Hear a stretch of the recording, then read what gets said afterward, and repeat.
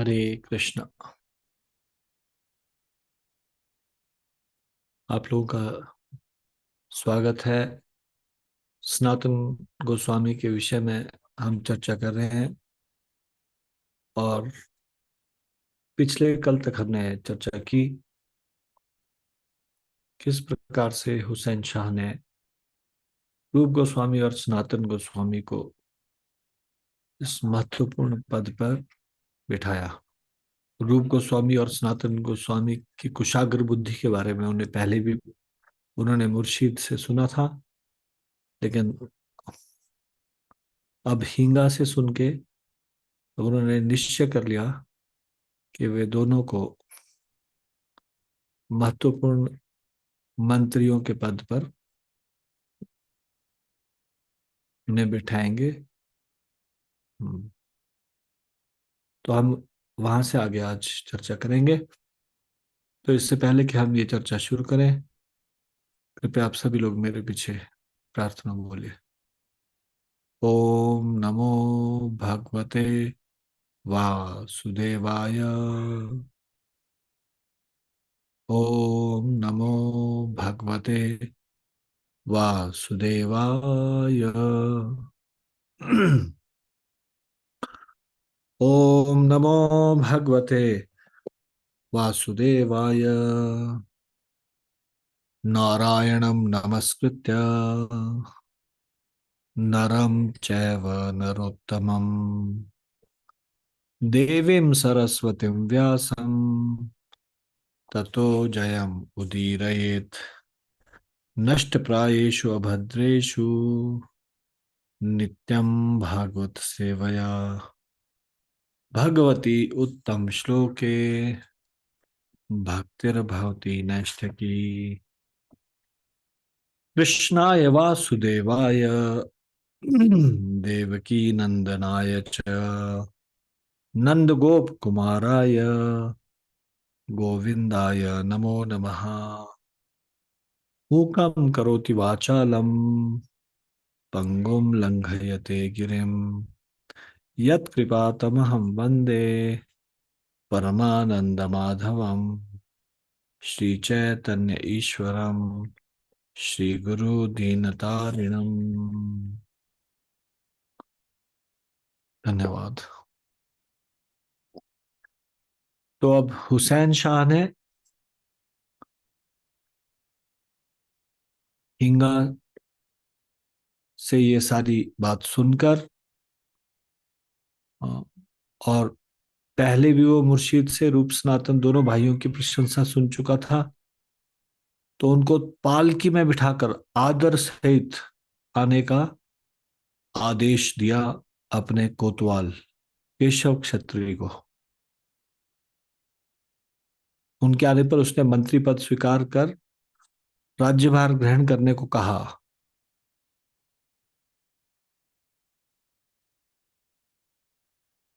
राजा की आज्ञा का उल्लंघन करने के भीषण परिणाम के भय से उन्हें मंत्री का पद स्वीकार करना पड़ा। तो सनातन गोस्वामी को उनकी असाधारण बुद्धिमता के कारण ये मंत्री पद पर नियुक्त किया गया। अब जब रूप और गोस्वामी और सनातन गोस्वामी नवाब हुसैन शाह के बाद ये संभालने लगे राजकार्य, तो विभिन्न देशों के विद्वान लोग श्री रूप गोस्वामी और श्री सनातन गोस्वामी के दरबार में आने लगे।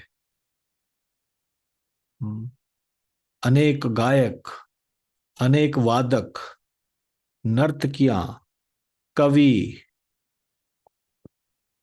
श्री रूप और श्री सनातन के दरबार में सेवा करते थे। रूप गोस्वामी और सनातन गोस्वामी राज्य की भलाई के लिए खुलकर धन व्यय करते थे, परंतु उन्होंने कभी किसी को क्षति नहीं पहुंचाई। वे अपना निजी समय शास्त्रों की चर्चा, पठन पाठन और विद्वजनों के साथ परिचर्या में बिताते थे।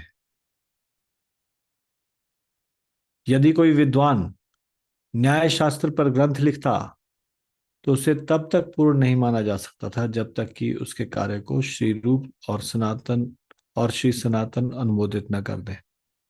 देश के सभी विद्वान दोनों भाइयों की शैक्षणिक योग्यता की भूरी भूरी प्रशंसा करते थे। जैसे जैसे उनकी ख्याति बढ़ी, कर्नाटक और अन्य देशों के ब्राह्मण उनके दरबार में आने लगे।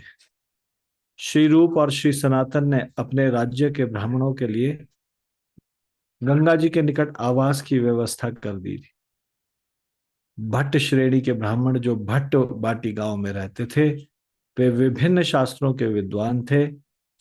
रामकेली के ब्राह्मणों ने श्री रूप और श्री सनातन की बहुत सी महत्वपूर्ण जिम्मेदारियां पूर्ण करने में सहायता की। श्री रूप और श्री सनातन बड़ी निष्ठा पूर्वक और दीनता पूर्वक वैष्णव जनों की सेवा करते रहते थे। नवद्वीप से आने वाले ब्राह्मण उनके लिए अति आदरणीय थे।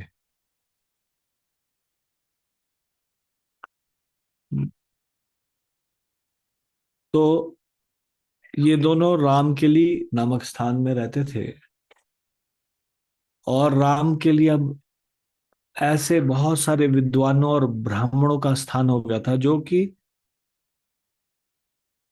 रूप गोस्वामी सनातन गोस्वामी के साथ शास्त्रों के विषय में चर्चा करते रहते थे। और रूप गोस्वामी सनातन गोस्वामी इन ब्राह्मणों की बहुत सेवा करते थे, उनको बहुत सारा दान देते थे। तो श्री रूप सनातन की उपाधि के विषय में शास्त्रों में बताया गया है। श्री अनुपम जीव गोस्वामी के पिता तथा श्री सनातन गोस्वामी और श्री रूप गोस्वामी के छोटे भाई थे। अभी तक हमने वल्लभ पढ़ा था ना, रूप वल्लभ। तो दोनों नाम से पुकारे जाते थे। जीव गोस्वामी के पिताजी अनुपम और वल्लभ। श्री अनुपम जीव गोस्वामी के पिता तथा श्री सनातन गोस्वामी और श्री रूप गोस्वामी के छोटे भाई थे। ये तीनों भाई मुसलमान सरकार में काम कर रहे थे, अतएव उन्हें मल्लिक की उपाधि दी गई थी। श्री सनातन गोस्वामी का पैतृक नाम अमर है और श्री रूप के पिता द्वारा दिया गया नाम संतोष है। श्रीमन महाप्रभु द्वारा दिया गया नाम श्री सनातन और श्री रूप है। गौड़ेश्वर हुसैन शाह का दिया गया नाम साकर मलिक और दबिर खास है। साकर मलिक सनातन गोस्वामी का नाम है और दबिर खास श्री रूप गोस्वामी का नाम है। लेकिन चूंकि उन्होंने मुस्लिम सरकार में जिम्मेदारियों का पद ग्रहण कर रखा था, इसलिए वे मल्लिक कहलाए। इसी तरह रूप सनातन तथा वल्लभ को भी मल्लिक पदवी मिली थी। मल्लिक का अर्थ है स्वामी या मालिक। जिस प्रकार अंग्रेजी सरकार धनी एवं सम्मानित व्यक्तियों को लॉर्ड की उपाधि देती है, उसी तरह मुसलमानों ने मल्लिक की उपाधि उन धनी सम्मानित परिवारों को दी जिनका सरकार से घनिष्ठ संबंध था। यह पदवी न केवल मुसलमानों में पाई जाती है, अपितु हिंदू कुलीन वर्ग में भी पाई जाती है। यह पदवी किसी एक परिवार तक ही सीमित नहीं है, यह विभिन्न परिवारों तथा जातियों को प्रदान की जाती है।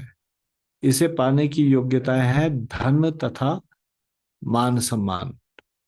ये चैतन्य चरितामृत की आदि लीला के 10वें अध्याय के 84वें श्लोक के तात्पर्य में प्रभुपाद जी बता रहे। वैदिक पद्धति के अनुसार यदि किसी की भेंट किसी मुसलमान से हो जाए तो उसे तुरंत प्रायश्चित के लिए कुछ अनुष्ठान करने चाहिए। सनातन गोस्वामी तो सदा ही मुसलमान राजाओं के साथ साथ रहे। वे वैदिक आदेशों की अधिक परवाह न करते हुए मुसलमान बादशाहों के घर मिलने जाते रहते थे और इस तरह अपने आप को मुसलमान में परिवर्तित हुए मान चुके थे।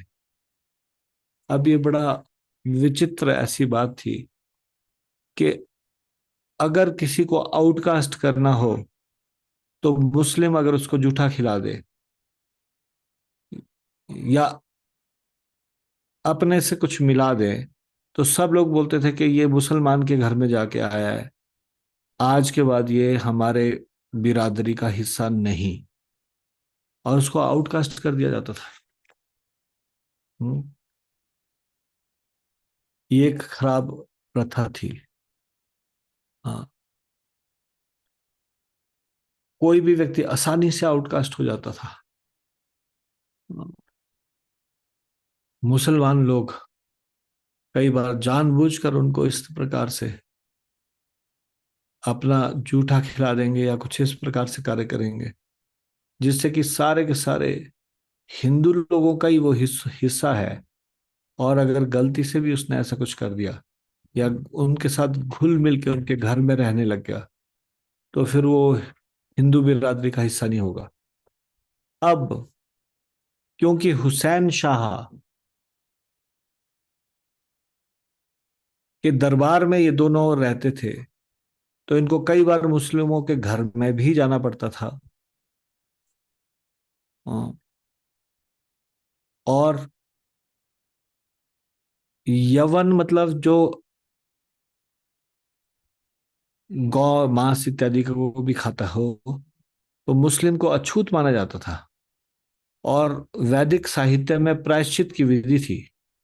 अगर कोई ऐसे पापी जो गौ का वध करता हो, गौ खाता हो, गौ मांस, उससे संपर्क भी रखता है, तो उसको प्रायश्चित करना होगा, कुछ अनुष्ठान करना होगा।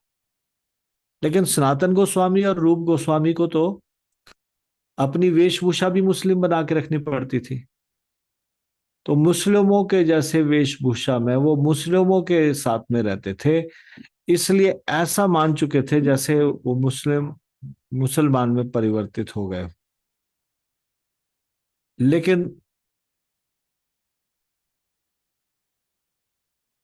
जो विद्वान जन थे वो जानते थे ये शुद्ध भक्त है, और वो उनका उनसे चर्चा करने के लिए, उनका संग प्राप्त करने के लिए, राम के लिए में उनसे मिलने के लिए आते रहते थे। हम्म। सनातन गोस्वामी अपने असाधारण व्यक्तित्व, विलक्षणता और कर्मठता के कारण हुसैन शाह के राइट हैंड बने हुए थे। दायां हाथ। राज्य के शासन और प्रतिरक्षा आदि का कोई भी महत्वपूर्ण कार्य हुसैन शाह सनातन गोस्वामी के परामर्श के बिना नहीं करते थे। उनके अनुज रूप और वल्लभ भी उनके प्रभाव से उच्च राजपद पर नियुक्त कर दिए गए। सनातन को उपाधि दी गई साकर मलिक, और रूप को दबिर खास।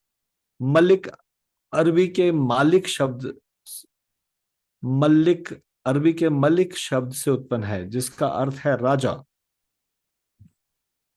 साकर अरबी के सागिर शब्द से उत्पन्न है, जिसका अर्थ है छोटा या उप राजा या छोटा राजा। साकर मलिक का अर्थ है छोटा राजा, अर्थात प्रधानमंत्री, जिसका राजा के बाद स्थान है। साकर मलिक शब्द के अर्थ के विश्लेषण के बारे में राज व्यवहार कोश में कहते हैं कि शुक्र शब्द का अर्थ है वह जो सभी मामलों में कुशल है। शुक्र, तो ये संस्कृत का नहीं, संस्कृत का शुक्र तो कुछ और बन जाता है। ये शुक्र, शुक्र मतलब जो सभी मामलों में कुशल है। तो उसका अपभ्रंश है शाकर, शाकर से बन गया साकर। तो कुछ लोग ये भी बताते हैं कि साकर मलिक मतलब जो बहुत विद्वान या बहुत जो सभी मामलों में कुशल हो, ऐसा अ, मालिक या राजा। तो साकर मलिक के दो मतलब निकले। एक तो साकर का मतलब निकला छोटा, उप, और दूसरा मतलब क्या निकला, जो सभी मामलों में कुशल हो। मल्लिक शब्द महलिक शब्द का अपभ्रंश है, जिसका अर्थ है बुद्धिमान व्यक्ति। श्री चैतन्य चरितमृत में कहा गया है कि श्री सनातन गोस्वामी बुद्धि और ज्ञान में वृद्ध या उत्कृष्ट थे, हुसैन शाह ने उन्हें साकर मलिक की उपाधि दी, क्योंकि श्री सनातन गोस्वामी सभी मामलों में निपुण थे और ज्ञान में उत्कृष्ट थे। श्री रूप गोस्वामी ने श्लोक संख्या 141 में श्री हंसदूत नामक ग्रंथ के समापन पर श्री सनातन गोस्वामी को साकर मलिक के रूप में पहचान कर विजय दिलाई। अर्थात हंसदूत ग्रंथ के 141वें श्लोक में रूप गोस्वामी पाद कहते हैं, प्रपन्न प्रेमानम प्रभवती सदा भागवत भाग, पराचीनो जन्मवधि भववसाद भक्ति मधुरः, चिरम कोपि श्रीमान जयति विदितः साकरतया, धुरुइनो धीरा ना मधि धरणी वयस्की रिवा। संसार में सुखदेव के समान भगवत शास्त्र और भागवत शास्त्र के भक्तों के प्रिय, अपने जन्म की इच्छाओं के प्रति उदासीन लेकिन भक्ति की मधुरता का अनुभव करने वाले, साधुओं में अग्रणी और भक्ति रस के ज्ञाताओं में सर्वोत्कृष्ट ऐसे भगवान की जय हो। दुनिया में शक्कर मलिक के नाम से जाने जाते हैं। हाँ, रूप गोस्वामी लिख रहे हैं सनातन गोस्वामी के बारे में। अब दबीर खास का क्या अर्थ है? दबीर खास शब्द का अर्थ है, दबीर है जो न्याय या तर्क में कुशल हो। दबीर मतलब न्याय या तर्क में कुशल। राजभारत कोश में दबीर शब्द का अर्थ है युक्त विज्ञो दबीर सता, विशेष शब्द से तात्पर्य अपना है। इसलिए श्री रूप का नाम दबीर खास कहा जाता था, क्योंकि वह हुसैन शाह के व्यक्तिगत या खास मंत्री यानी निजी सचिव थे। दबीर खास फारसी के दबीरे खास शब्द से उत्पन्न है, जिसका अर्थ है निजी सचिव, प्राइवेट सेक्रेटरी। लेकिन ऐसा भी कहा जाता है कि मुख्यतः उनका कार्य फाइनेंस को संभालना था। लेकिन दबीर खास का अर्थ, एक अर्थ ये भी है निजी सचिव। गौड़ भूमि का परिचय। पुरातत्वविदों में गौड़ शब्द को लेकर कई चर्चाएं हैं। कुर्मादी पुराण में श्रावस्ती नाम नगर का नाम गौड़ देश, पाणिनि तथा वराहमिहिर का गौड़पुर, सेन वंशीय राजाओं द्वारा गौड़ नगर में अपनी राजधानी स्थापित आदि को देखकर ऐसा प्रतीत होता है कि प्राचीन काल में बांग्लादेश अथवा आर्यवर्त के लोगों को गौड़ीय शब्द से पुकारा जाता था। महाप्रभु श्री गौरांग के समय से ही केवल उनके अनुयायियों को ही गौड़ीय शब्द विशेष रूप से बोला जाता था। श्री चैतन्य चरितमृत में इस तरह से बताया गया एक जगह, ए तीन ठाकुर गौड़िया के करिया छेन आत्मसात।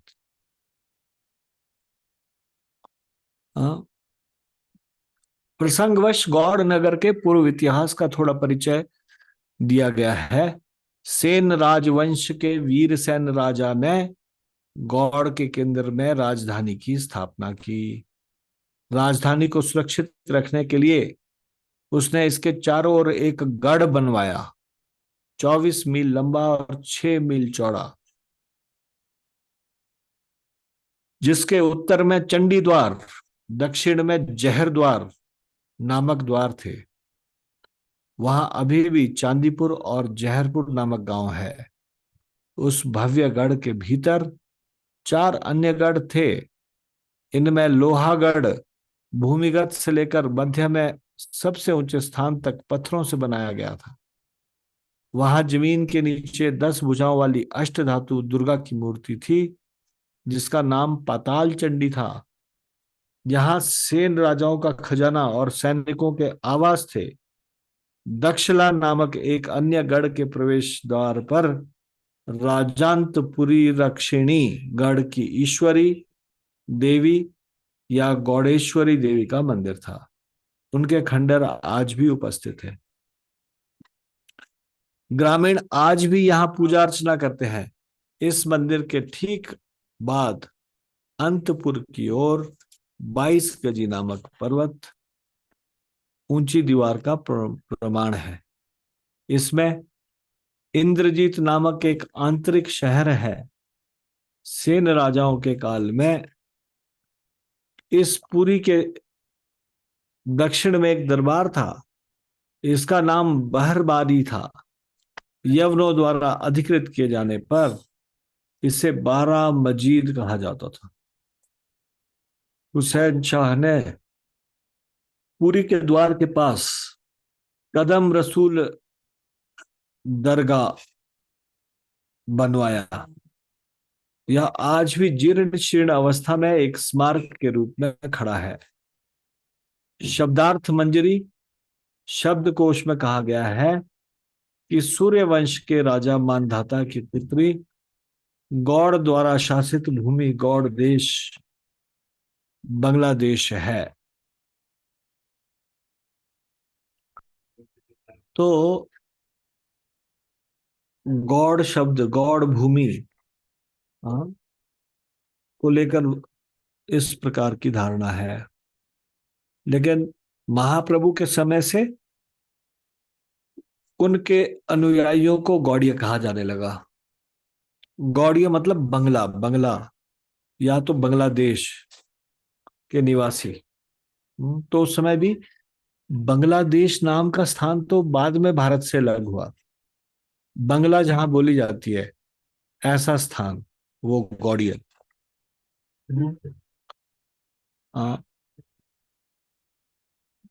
और कई बार ये भी कहा जाता है कि गौड़िया मतलब वो स्थान जिसके नजदीक गंगा बहती हो। तो बंगाल का भी वो हिस्सा जो गंगा के नजदीक है वो है गौड़िया, ऐसा भी कहा जाता है। हम्म। लेकिन चैतन्य महाप्रभु के अनुयायी इन सारे लोगों को गौड़िया कहा जाने लगा। अब राम के लिए कौन सी जगह है? तो राम के लिए अभी भी भक्त लोग जाते हैं कई बार रूप गोस्वामी सनातन गोस्वामी के उस स्थान को देखने के लिए। राम के लिए स्थान मालदा में है। मालदा कौन सी जगह है? मालदा भारतीय राज्य पश्चिम बंगाल का एक छोटा सा जिला है जो कोलकाता से लगभग 347 किलोमीटर दूर उत्तर में स्थित है। कोलकाता से मालदा या सिलीगुड़ी तक कोई भी बस लेकर मालदा पहुंचा जा सकता है। हावड़ा, सियालदा या कोलकाता स्टेशन से मालदा जाने वाली ट्रेन लेकर मालदा पहुंचा जा सकता है। कोलकाता से बस से या ट्रेन द्वारा लगभग 7 घंटे लगते हैं। यह जिला आम और रेशम के लिए उल्लेखनीय है। आम निर्यात और रेशम उत्पादन मुख्य आर्थिक गतिविधियां हैं। मालदा का गौरवशाली अतीत गौड़ और पांडुआ के खंडहर क्षेत्र शहरों से जुड़ा है। ऐतिहासिक दृष्टि से गौड़ एक महत्वपूर्ण स्थान है क्योंकि बंगाल के प्राचीन इतिहास का एक बड़ा अंश यही लिखा गया था। गौड़ शहर का उल्लेख हिंदू पौराणिक कथाओं में भी किया गया है और इसका इतिहास ईसा मसीह के आगमन से 500 साल पहले दर्ज किया गया था। उस समय गौड़ और पुंड्रवर्धन पांडुआ मौर्य साम्राज्य के अधीन थे। पुरातात्विक खोजों से यह भी पता चलता है कि प्राचीन उत्तर बंगाल उस प्राचीन काल में गुप्त साम्राज्य का एक हिस्सा था। पाल वंश ने 8वीं शताब्दी के मध्य से 11वीं शताब्दी के प्रारंभ तक बंगाल पर शासन किया और क्षेत्र में सक्रिय रूप से बौद्ध धर्म को बढ़ावा दिया। पालों के शासन के बाद सेन वंश का शासन हुआ। सेन वंश के तीसरे शासक बल्लाल सेन ने गौड़ में शासन किया। 1168 में सेन राजवंश ने पूरे बंगाल पर एक छत्र नियंत्रण स्थापित किया। वे 1204 ईस्वी तक बंगाल में शासन करते रहे। बाद में मुगलों और अफगानों ने बंगाल पर आक्रमण किया और उनके शासन को उखाड़ फेंका। 1198 ईस्वी में मुगलों ने मालदा पर कब्जा कर लिया था और बंगाल में उनके शासन के दौरान गौड़ उनका मुख्यालय था। अफगानों के सत्ता में आने के उपरांत मुख्यालय पांडुआ में स्थानांतरित हो गया, लेकिन 1453 ईस्वी में पांडुआ वीरान हो गया और गौड़ ने फिर से प्रमुखता हासिल कर ली। 1539 में शेर शाह ने गौड़ पर आक्रमण किया और 1475 में अकबर की सेना ने उस पर हमला किया। दिलचस्प बात यह है कि अकबर द्वारा शहर पर कब्जा करने के बाद घातक प्लेग का प्रकोप हुआ और शहर को पूरी तरह से छोड़ दिया गया और खंडर में बदल दिया गया। रामकिली मालदा जिले में स्थित है। मालदा सिटी बस स्टैंड से बस द्वारा रामकिली पहुंचा जा सकता है। यानी कि अगर आप रामकिली जाना चाहो तो अगर आप मालदा बस स्टैंड तक पहुंच गए मालदा में, तो वहां से 12 किलोमीटर दूर है बस। यहाँ शिल रूप गोस्वामी, शिल सनातन गोस्वामी, शिलजीव गोस्वामी और क्षत्रिय भक्त श्री केशव छत्री और उनके पुत्र श्री दुर्लभ छत्री के श्रीपीठ है।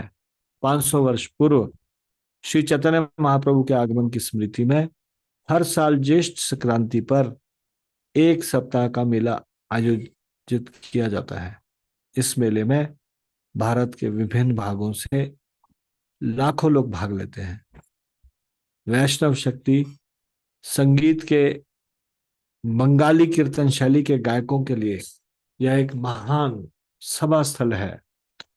उस समय बांग्लादेश मुगल शासन के अधीन था। सनातन के दादा मुकुंद सुल्तान बारबक शाह के शासनकाल में गौड़ राज सरकार में शामिल हुए। बारबक शाह राज्य और भीतरी इलाकों की रक्षा के लिए अवसीनिया से कई दास और हिजड़ों को लाए। उन्हें हबशी कहा जाता था। बारबर बारबक शाह की मृत्यु के बाद उसका पुत्र यूसुफ, यूसुफ की मृत्यु के बाद उसका पुत्र फतेह शाह सुल्तान बना। फतेह शाह के समय में हबशियों ने षड्यंत्र रचकर फतेह शाह की हत्या कर दी और राज्य पर कब्जा कर लिया और 5-6 वर्षों तक शासन किया। अंतिम हबशी सुल्तान का वजीर या मंत्री हुसैन शाह था, जो बाद में गौड़ का राजा बना। फतेह शाह के शासनकाल में जब मुकुंद ने गद्दी छोड़ दी तो उनके स्थान पर सनातन को नियुक्त किया गया।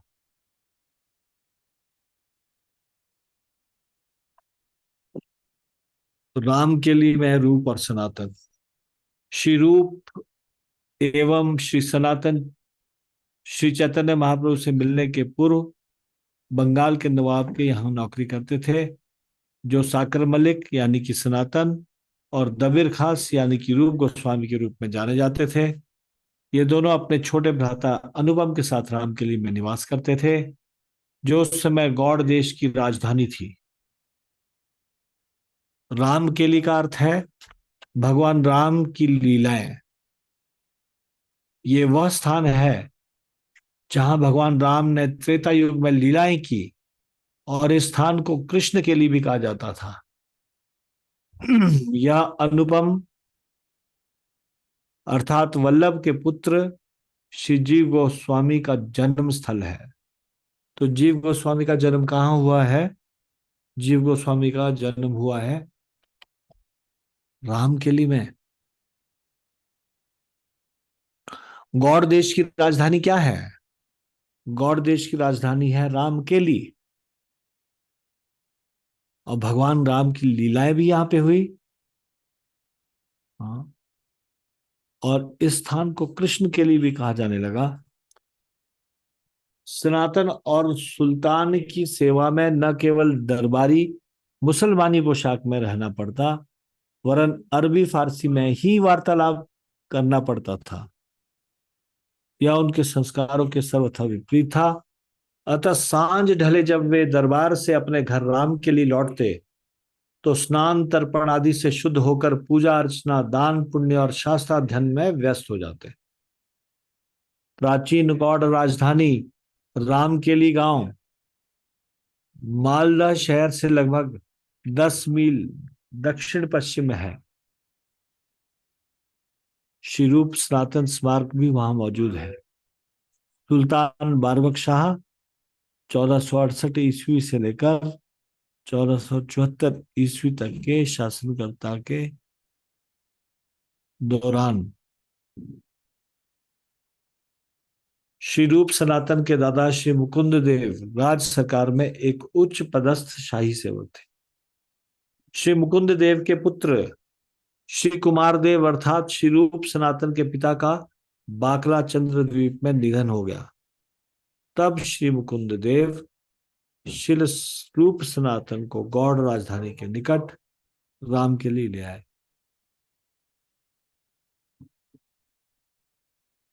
राम के लिए को सनातन गोस्वामी ने वृंदावन की प्रतिकृति के रूप में अभी बताया। उन्होंने महत्वपूर्ण कुंडों का निर्माण किया और उनके तट पर असंख्य कदम, तमाल आदि वृक्षों का रोपण किया। उनका मन सदैव कृष्ण की वृंदावन लीलाओं में मग्न था। तो उन्होंने क्या किया, एकदम से राम के लिए को ऐसा बना दिया जैसे वृंदावन। वृंदावन में क्या है, बहुत सारे कुंड है। उन्होंने वहां पे कुंडों का निर्माण कर दिया। वृंदावन में क्या है, कदम के वृक्ष है। उन्होंने कदम के वृक्ष वहां उगा दिए। वृंदावन में क्या है, तमाल के वृक्ष है। तमाल के वृक्ष उन्होंने वहां उगा दिए। एकदम से वृंदावन की स्थली जैसा उसको बना दिया। भक्ति रत्नाकर के पहले अध्याय के 604वें श्लोक से 607वें श्लोक में ये वर्णन है।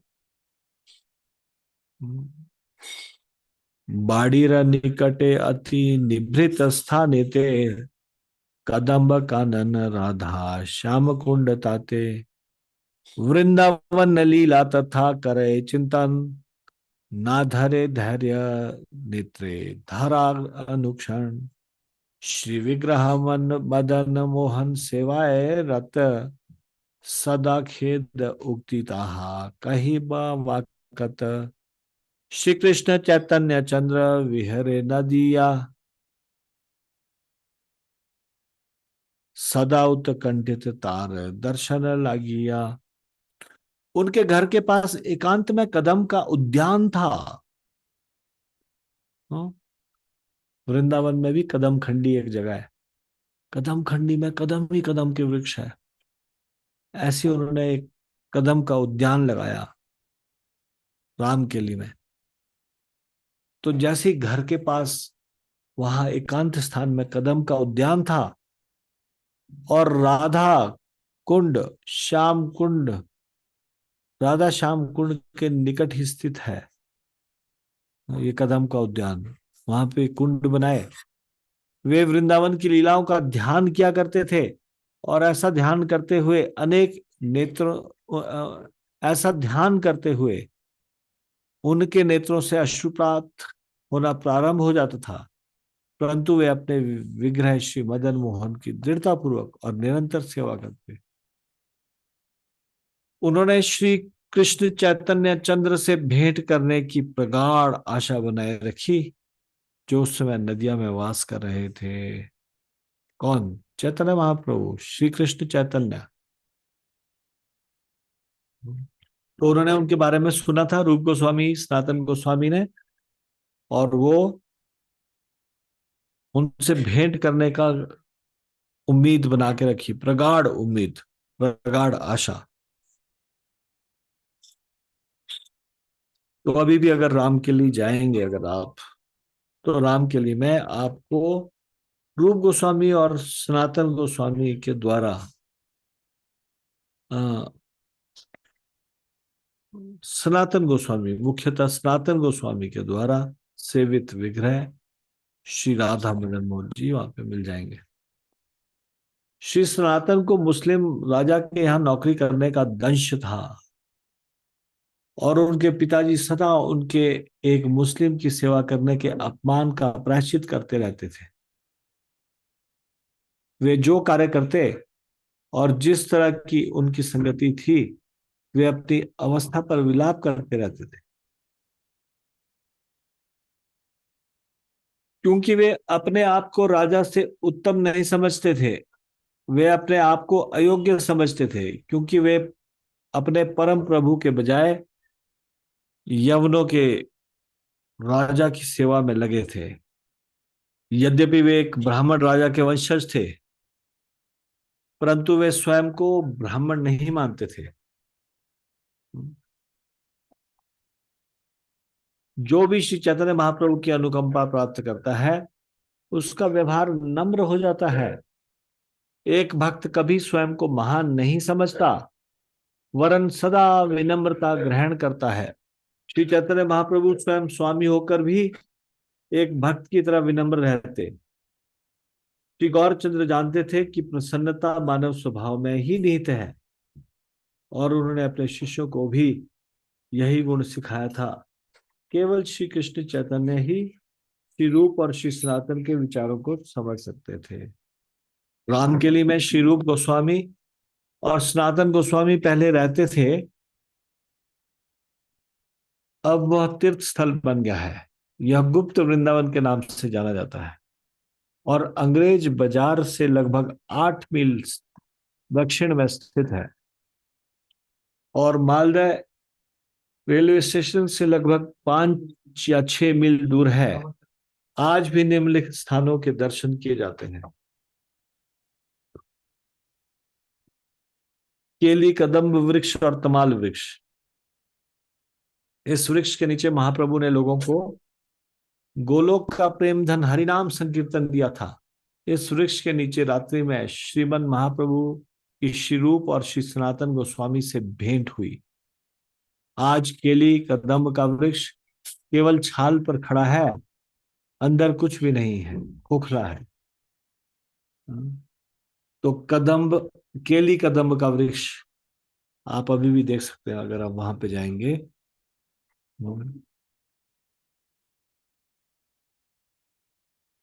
फिर आप वहां यदि जाएंगे तो श्री राधा मदन मोहन का मंदिर देख सकते हैं। श्री राधा मदन मोहन मंदिर की स्थापना 1508 ईस्वी में श्री सनातन गोस्वामी द्वारा की गई थी। प्रमुख मंदिर के दाहिनी ओर से श्री नित्यानंद प्रभु, श्री गौरांग महाप्रभु, श्री अद्वैत आचार्य प्रभुत्रय के श्री विग्रह की सेवा की जाती है। कौन है ये तीन विग्रह? श्री नित्यानंद प्रभु, श्री गौरांग महाप्रभु और श्री अद्वैत आचार्य। ये तीन मूर्तियों की सेवा की जाती है। मुख्य मंदिर क्या है? राधा मदन मोहन मंदिर। ये मुख्य मंदिर है, पर मुख्य मंदिर के दाहिनी ओर ये तीन विग्रहों की सेवा की जाती है। श्री सनातन गोस्वामी श्री राधा मदन मोहन और उनके पक्ष में बलराम रेवती की सेवा करते हैं। मंदिर के एक तरफ श्री चैतन्य महाप्रभु की कीर्तन छवि नजर आती है, जो हर किसी का ध्यान अपनी ओर आकर्षित करती है। फिर तीसरी चीज वहां जो देखने को मिलेगी, वो मिलेगी नित्यानंद आसन। साकर मलिक और दबीर खास देर रात भगवान से मिलने आए, और सबसे पहले इसी स्थान पर नित्यानंद प्रभु हरिदास ठाकुर आदि से मिले। वे साकर मलिक और दबीर खास को महाप्रभु के पास ले आए। तो नित्यानंद जी और हरिदास ठाकुर, उनसे पहले मुलाकात हुई थी और ये इसी स्थान पे हुई थी। फिर चौथी चीज वहां पे अगर दिखाई देगी, वो दिखाई देगा पद चिन्ह मंदिर। केली कदम और तमाल वृक्षों के नीचे निर्मित एक छोटे से पत्थर पर श्रीमन महाप्रभु के पद चिन्ह है। गौड़ी मठ के संस्थापक श्रील भक्ति सिद्धांत सरस्वती गोस्वामी प्रभुपाद ने 1943 ईस्वी में इस पद चिन्ह मंदिर का जीर्णोद्धार कराया था। यह सेवा वर्तमान ट्रस्ट के माध्यम से संचालित की जा रही है। चरण चिन्ह मंदिर के सामने श्री जीव गोस्वामी से महाप्रभु के विग्रह स्थापित हैं। राधा माधव और जय गोपाल विग्रहों की आमतौर पर सेवा की जाती है। फिर पांचवी चीज वहां पे अभी भी मौजूद है, श्याम कुंड, राधा कुंड, अष्ट कुंड। ये बनाए गए थे वृंदावन की स्मृति में, जहां वृंदावन का रेप्लिका बनाया है। ये श्री मदन मोहन मंदिर के सामने है। वहां श्याम कुंड और राधा कुंड है। राधा कुंड के दक्षिण में इंदुलेखा कुंड है। तमाल वेदी के दक्षिण में ललिता कुंड है और चित्रा कुंड है। यदि आप मुख्य सड़क के साथ आगे बढ़ते हैं तो विशाखा कुंड दाहिनी ओर है। थोड़ा आगे जाएं तो बाईं ओर जल कुंड के बगल में सुदेवी कुंड है। रूप सागर के आगे विद्यालय के पास चित्रलेखा कुंड है। तो ऐसे अष्ट सखियों के अलग अलग कुंड वहां पे बनाए गए।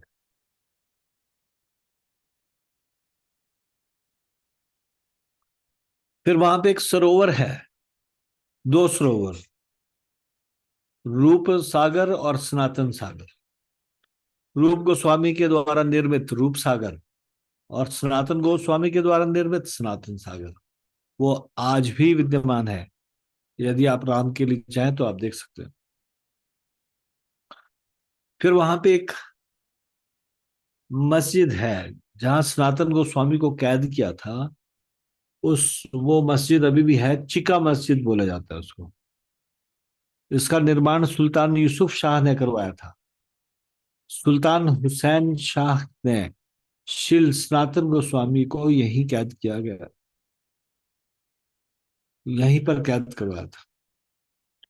फिर आठवीं चीज वहां पे अगर देखने को मिलेगी, वो है गयेश्वरी मंदिर, मातृगया। जनश्रुति श्री रामचंद्र सीता लक्ष्मण त्रेता युग में अपने वनवास के दौरान कुछ समय के लिए यहाँ रुके। यहाँ सीता देवी ने अपने मायके के लिए यहाँ पिंडदान किया था, इसलिए इसका नाम पड़ गया मातृगया, गयेश्वरी मंदिर। फिर नौवीं चीज वहां आपको देखने को मिलेगी, वो है हब्स खाना घाट। श्री चैतन्य महाप्रभु ने यहाँ विश्राम किया था और यहीं से कनाई नटशाला यात्रा की थी। जब चैतन्य महाप्रभु वहां पे गए थे तो कनाई नटशाला यात्रा के लिए वहां से गए थे। तो यही वो स्थान था जहां पे चैतन्य महाप्रभु ने विश्राम किया। रामकेली ग्राम में श्री गौड़ीय वैष्णवों के नियमानुसार पाठ, कीर्तन, सेवा और पूजा का अभ्यास किया जाता है। हर वर्ष ज्येष्ठ मास में रामकेली में भगवान श्रीमद महाप्रभु के आगमन का उत्सव मनाते के लिए एक अत्यंत भव्य समारोह के साथ कई दिनों तक महामेला आयोजित किया जाता है। तो श्री रूप गोस्वामी अपने ग्रंथ हंसदूत में लिखते हैं, हाँ, सनातन गोस्वामी के बारे में। जो लिखते हैं उसका अर्थ इस प्रकार से है, साकर सनातन गोस्वामी की महिमा अत्यधिक है, जो पूर्ण रूपेण शुद्ध भगवत प्रेम से परिपूर्ण है और श्रीमद् भागवत के परम विद्वान है। भौतिक सुखों से जो सदैव विरक्त एवं भक्ति रस के आस्वादन में रत जैसे कि सुखदेव गोस्वामी ही इस पृथ्वी की में प्रकट अवस्था में हो है। हम किसके बारे में बोल रहे हैं? सनातन गोस्वामी के बारे में बोल रहे हैं। कौन बोल रहे हैं? रूप गोस्वामी बोल रहे हैं। इस अद्भुत गुणगान से रूप गोस्वामी स्थापित करना चाहते हैं कि भागवत का और सनातन गोस्वामी का संबंध अत्यंत गहरा है। उनका यह संबंध पूर्ण जीवन काल तक रहा। श्री नरहरि चक्रवर्ती अपने ग्रंथ भक्ति रत्नाकर में वर्णन करते हैं। भक्ति रत्नाकर के पहले अध्याय के 531 से लेकर 535 श्लोक तक ये बताया गया। श्री सनातेर अति अद्भुत चरिता श्रीमद् भागवते यार अतिशय प्रीता। प्रथम वयसे स्वप्ने एक विप्रगण श्रीमद् भागवत देह आनंद अंतर स्वप्न भंगे सनातन व्याकुल हैला प्राते से विप्र श्रीमद् भागवत दिला पायशी महाभागवत महाहर्ष चित्ते मग्न हैला प्रभु प्रेमा मृत समुद्र ते श्रीमद् भागवत अर्थ एछे आस्वादिला ताहा श्री वैष्णव तोषण नीते प्रकाशिला। श्रील सनातन गोस्वामी का चरित्र अति अद्भुत है, जिनका भागवत के प्रति विशेष अनुराग प्रेम है। जब एक युवा ब्राह्मण स्वप्न में प्रकट हुआ और आनंदित होकर उन्हें भागवत प्रदान करके चला गया, जब वे निद्रा से उठे तब व्याकुल हो उठे थे, परंतु उसी प्रातः काल में वही ब्राह्मण भागवत की प्रति लेकर उन्हें प्रदान करता है। जैसे ही उन्हें भागवत प्राप्त होती है, वे अत्यधिक हर्षित होकर प्रेमामृत के सागर में निमग्न हो जाते हैं। जो अर्थ उन्होंने भागवत से आस्वादन किया, वही वैष्णव तोषणी में प्रस्तुत किया। तो सनातन गोस्वामी भागवत प्रेमी थे। श्रीमद् भागवतम के विषय में उनकी विशेष रुचि थी। तो बचपन में उनको भागवत प्राप्त हो गई थी, लेकिन उनका जो श्रीमद् भागवतम के प्रति विशेष प्रेम था, उसके विषय में हम लोग चर्चा करेंगे कल।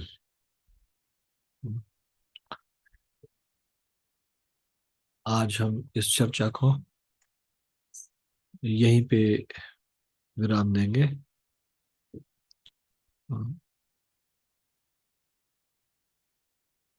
श्री षड गोस्वामी की जय। श्री सनातन गोस्वामी की जय। शिल प्रपाद की जय। निताई गौर प्रेमानंदे। हरि हरि बोल।